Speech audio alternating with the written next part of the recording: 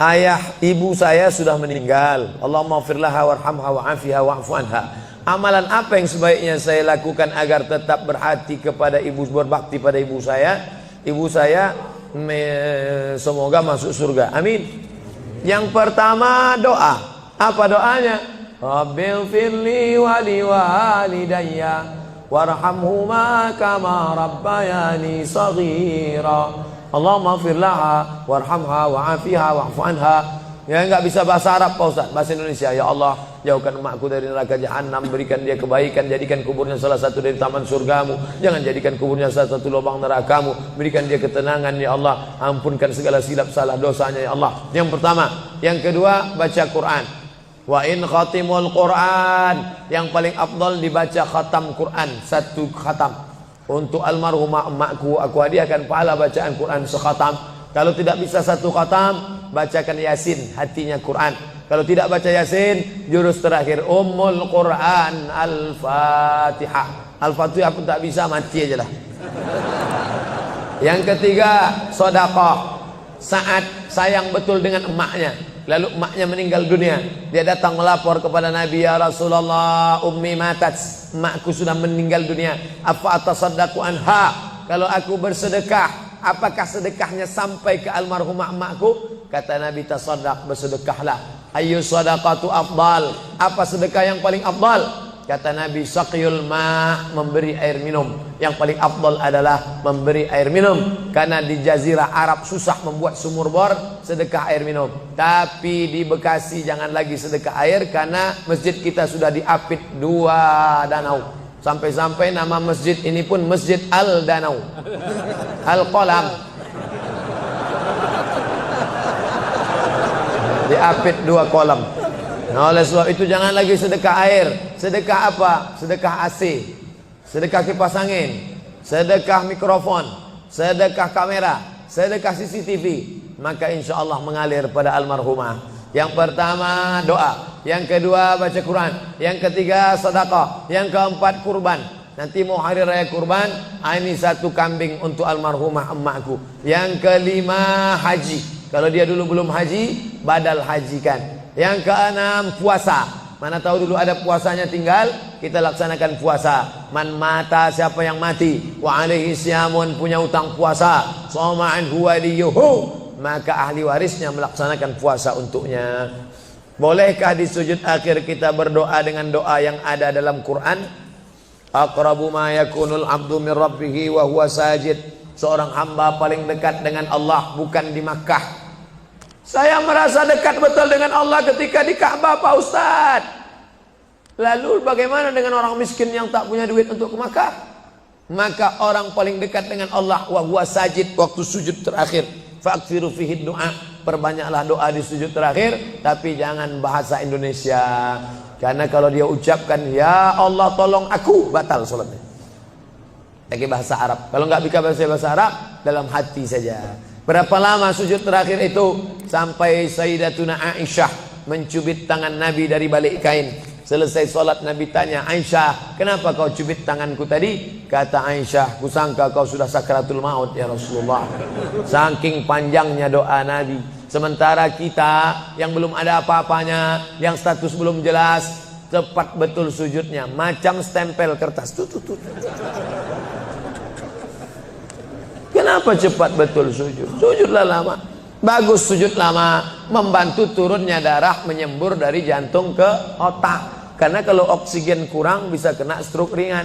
Sujud lama-lama, bernapas, jangan tahan napas, bernapas. Itu maka karpet jangan bau. Itu maka tak boleh tidur telungkup di masjid. Tidur telungkup ngences pas tempat orang sujud. Bangkit sujud pitam pingsan mak. Nah, ini penting. Lalu kemudian kalau dibaca dalam doa sujud itu ayat Quran boleh? Tak boleh. Karena Quran itu tinggi, sedangkan sujud itu rendah. Tak boleh yang tinggi diletakkan di rendah. Tapi kalau doa boleh. Begitu juga dengan perempuan halangan, tak boleh baca Quran. Tapi kalau ayat Quran itu doa boleh. Contoh, Subhanalladzi sakhkhara lana hadza wa ma kunna lahu muqrinin wa inna ila rabbina lamunqalibun. Itu kan ayat Quran. Tapi ketika dibaca naik kendaraan boleh. Maka kalau ayat Quran bunyinya doa boleh. Mana? Rabbana atina fid dunya hasanah wa fil akhirati hasanah wa qina azabannar. Itu doa, boleh dibaca. Saya seorang kepala rumah tangga, tinggal di rumah milik mertua. Sebagai kepala rumah tangga, apakah saya belum menunaikan kewajiban sebagai suami untuk membeli rumah tinggal buat keluarga? Ada ideal, ada darurat. Idealnya kau punya rumah, karena kewajibanmu hai kepala rumah tangga laki-laki ada 5. Kasih makan, kasih pakaian, kasih tempat tinggal, kasih pendidikan, kasih perhatian.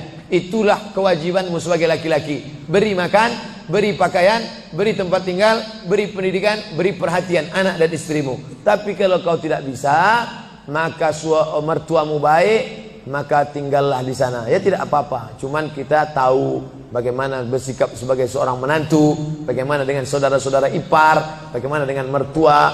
Nah ini, kebetulan mertuanya baik. Alhamdulillah, bersyukurlah bapak-bapak yang dapat mertua baik. Persiapan apa yang diperlukan dalam memasuki umur 40 tahun? Enggak ada nunggu 40. Karena malaikat datang tak nunggu 40. Anak muda hafal 29 juz, tinggal 1 juz lagi, mandi di sungai terpeleset batu mati. Anak muda. Orang tua sudah 70 tahun diponis dokter mati. Saya sudah diponis dokter katanya 3 bulan Pak Ustaz. Sudah berapa bulan Pak? Udah tahun setengah, enggak mati-mati. Jangan terlalu yakin dan percaya kepada kata manusia. Tapi saya tetap berobat ke dokter, saya tetap berobat ke rumah sakit. Tapi masalah keimanan, maka itu yang di atas. Innama amruhu idza arada syai'an ayyakula lahu kun. Kalau sudah berumur 40, hati tak juga terbuka, tak juga tobat, tak juga insaf, na'udzubillah, dikhawatirkan tertutup pintu hati. Musibah bukan sakit, musibah bukan miskin, musibah tertutup pintu hati. Khatamallahu ala qulubihim wa ala sam'ihim wa ala absarihim. Makin tua makin menjadi-jadi, tak salat, tak puasa, tak berzakat, akhirnya mati dalam keadaan sakau, mati dalam keadaan dilokalisasi. Sudah jelas umur 70 tahun tetap juga mau berzina, nafsu ada, tenaga tak ada, dimakan Viagra 1 botol. Sama macam cup 70 diisi minyak pesawat, meletup, bam.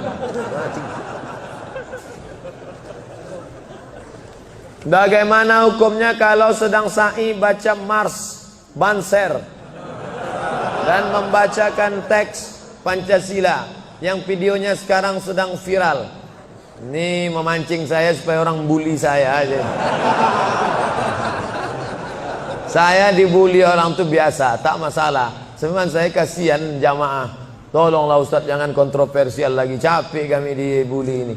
Nah, jamaah ini tak tahan, kasihan saya sama jamaah. Jadi dalam masalah ini saya mengutip jawaban dari Kiai Nahdlatul Ulama yang sudah share membuat tulisan tentang beberapa terkait masalah membaca. Balik sajalah kepada zikir yang maksur yang diajarkan Nabi Muhammad sallallahu alaihi wasallam.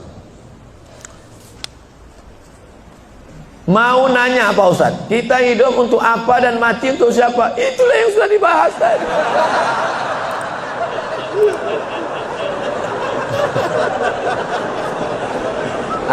Artinya pertanyaan ini dibuat sebelum pengajian tadi. Kakak boleh suuzon. Kertas terakhir. Ada lagi. Kertas, kenapa Allah membolehkan poligami?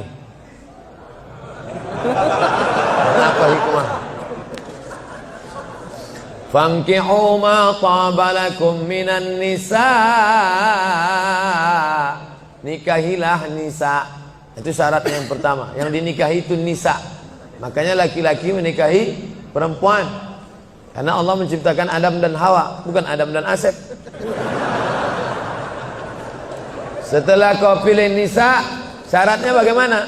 Min thayyibat fankihu ma taba, yang baik.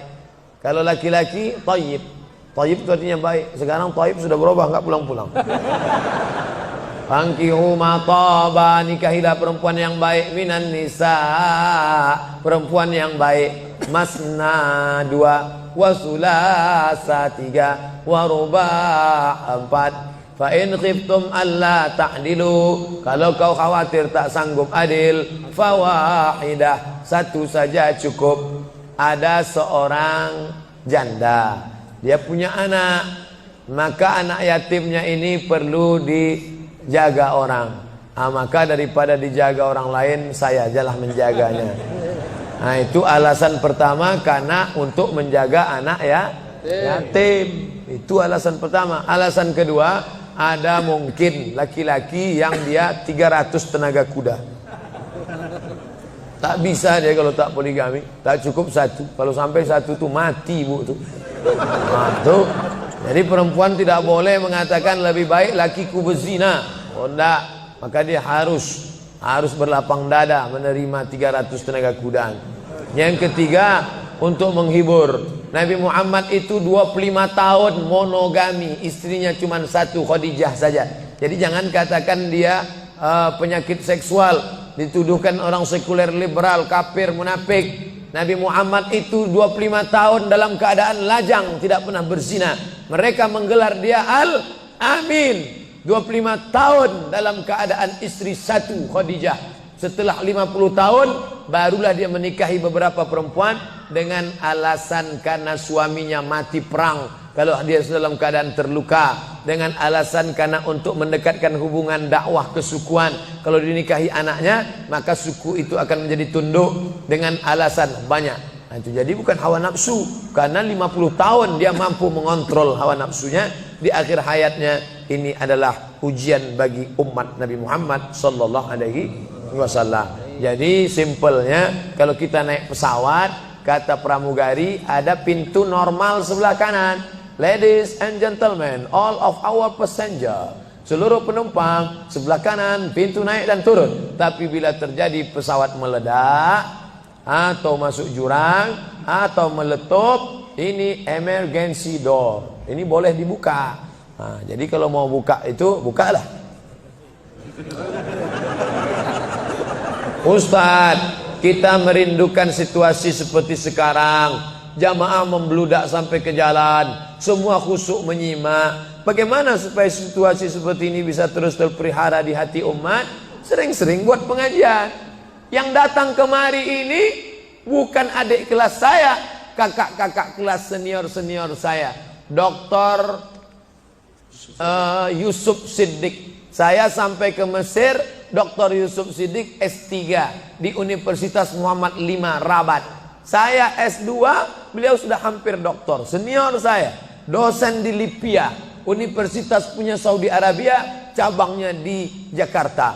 Cabang Imam Muhammad bin Saud. Mengajar di sini. Senior saya, Ustadz Ali Junifar. Ali Junifar itu senior saya. Saya sampai ke Mesir, Maroko S2, beliau S3, tafsir, dosen. Itu mengajar di sini. Hadir, siapapun ustadznya, datang, duduk, diam, dengar. Ngantuk-ngantuk dikit, Allah mengampuni insyaAllah. Tapi jamaah tak ada yang. Kadang saya baru ceramah 15 menit, jamaah udah melihat lantai. Tapi di Masjid Al-Qalam, Masya Allah, luar biasa. Kalau sebab itu maka anak bapak ibu wakafkan satu orang. Ini pentingnya. Wakaf semen sudah, wakaf anak belum. Saya ini termasuk anak wakaf. Ustadz, memangnya berapa orang? Saya anak pertama, adik saya satu, kami dua cuman, laki-laki dua-duanya. Tapi cucu datuk mbah saya lebih 40 orang.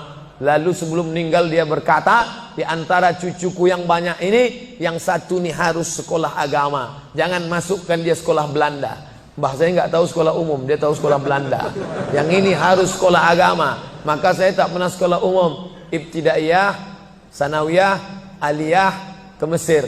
Yang ini jangan sekolah umum. Kalau umurku panjang, aku yang akan membiayai dia kemanapun sekolah. Tapi kalau aku mati, ini aku tinggalkan kebun kelapa 2 hektar untuk biaya sekolah dia. Ketika mbah saya meninggal, pokok kelapa itu pun mati. Lalu gimana Ustadz bisa kuliah ke Maroko? Disitulah baru saya paham rahasia sodakoh. Ternyata Allah balas niat baik mbah saya dapat saya beasiswa Al-Azhar 4 tahun gratis, dapat saya beasiswa Maroko 2 tahun sampai pulang. Jadi kita wakafkan tanah kita, ruko kita untuk pendidikan anak-anak cucu kita ke depan. Ini namanya wakaf keluarga. Dan kita wakafkan salah satu dari anak cucu kita yang ini harus sekolah agama. Itu kalau tidak semua akan hilang sia-sia. Allahu Akbar. Terima kasih segala perhatian. Mohon maaf segala kekhilafan. Minta ampun kepada Allah, beristighfar, membaca Al-Fatihah, lalu kita berdoa. Astaghfirullahaladzim, Astaghfirullahaladzim, Astaghfirullahaladzim alladzi la ilaha illa huwal hayyul qayyum wa atubu ilaih. Ala hadhihi niyya wa kulli niyatin salihah. Al-Fatihah. A'udzu billahi minasy syaithanir rajim. Bismillahirrahmanir rahim. Alhamdulillahi rabbil alamin. Arrahmanir rahim. Maliki yaumiddin. Iyyaka na'budu wa iyyaka nasta'in. Ihdinas siratal mustaqim. Siratal ladzina an'amta 'alaihim ghairil maghdubi 'alaihim waladdallin. Amin. Allahumma inna nas'aluka salamatan fid din. Berikan kami keselamatan dalam akidah agama anak-anak kami ya Allah. Wa afiatan fil jasad. Sehatkan badan kami supaya kami beribadah dengan baik ya Allah.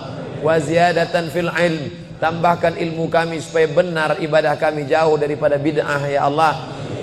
Wa barakatan fir rizq. Berikan berkah rezeki kami supaya bisa kami membangun masjid, berinfak, berzakat, bersedekah ya Allah. Wa taubatan qablal maut. Beri kami taubat sebelum mati ya Allah. Wa rahmatan indal maut. Curahkan rahmat ketika kami menghadapi mati ya Allah. Wa maghfiratan ba'dal maut. Berikan ampunan sesudah mati ya Allah. Allahumma hawwin alaina fi sakaratil maut. Ringankan kami waktu sakaratul maut. Wan najata minan nar. Selamat dari api neraka. Wal afwa indal hisab. Maafkan ketika amal kami dihisab. Allahumma aqtim lana bi husnil khatimah wa la taqtim alaina bi su'il khatimah. Rabbana atina fid dunya hasanah wa fil akhirati hasanah wa qina adzaban nar. Wa sallallahu ala sayyidina Muhammad wa ala alihi wa sahbihi wasallam walhamdulillahi rabbil alamin. Taqabbalallahu minkum minna wa minkum taqabbal ya karim. Terima kasih, mohon maaf. Wassalamualaikum warahmatullahi wabarakatuh.